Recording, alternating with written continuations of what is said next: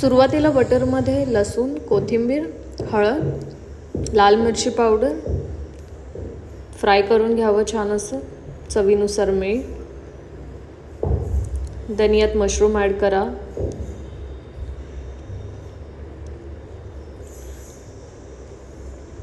थोडा वेळ वाफेवर शिजवून घेऊया जेणेकरून ते लवकर शिजतील. आणि फायनली आपलं मिश्रण तयार आहे आणि खूप सुंदर असं दिसतंय. थोडं चीज टाकलं आहे मी इथे. बटर चिली फ्लेक्स आणि ऑर्गॅनोचं एक पेस्ट. आता मी इथे समोसा शीट घेतलं. तुम्ही मैद्यानेही बनवून घेऊ शकता. त्या शीटला जे ते पेस्ट रेडी केलेलं ते लावून त्याच्यामध्ये आपण जे स्टफिंग रेडी केलेलं आहे ते टाकायचं. देन बरोबर त्रिकोणी आकाराने, समोसेचा आकार हा त्रिकोणच असतो डेफिनेटली, त्या त्रिकोणी आकाराने ते फोल्ड करत जायचं ते शीट संपेपर्यंत. आणि मेक शुअर की जे कोपरे आहेत समोशाचे ते बरोबर चिपकले जातील, कारण जेव्हा आपण फ्राय करणार तेव्हा आतलं जे स्टफिंग आहे ते बाहेर नको यायला.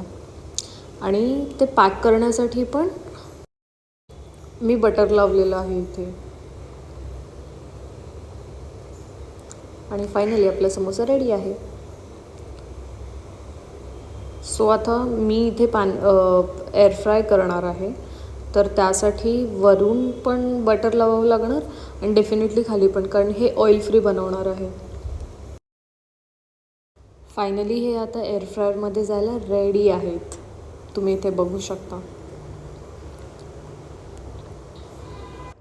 तुम्ही एअर फ्रायरपेक्षा डीप फ्राय पण करू शकता किंवा पॅनवर पण फ्राय करू शकता. असं नाही आहे की एअर फ्रायरमध्येच करायला पाहिजे. खूप मस्त असं दिसतंय. सो एअर फ्रायरमध्ये हे एक 5-7 मिनटामध्येच रेडी होऊन जाणार. आणि फायनली तुम्ही एअर फ्रायरचा रिझल्ट बघू शकता. वाव, हे एवढं यमी दिसतंय. खायला तर डेफिनेटली यापेक्षा जास्त यमी आहे. आणि अशा प्रकारे आपले मशरूम चीज पफ रेडी आहेत.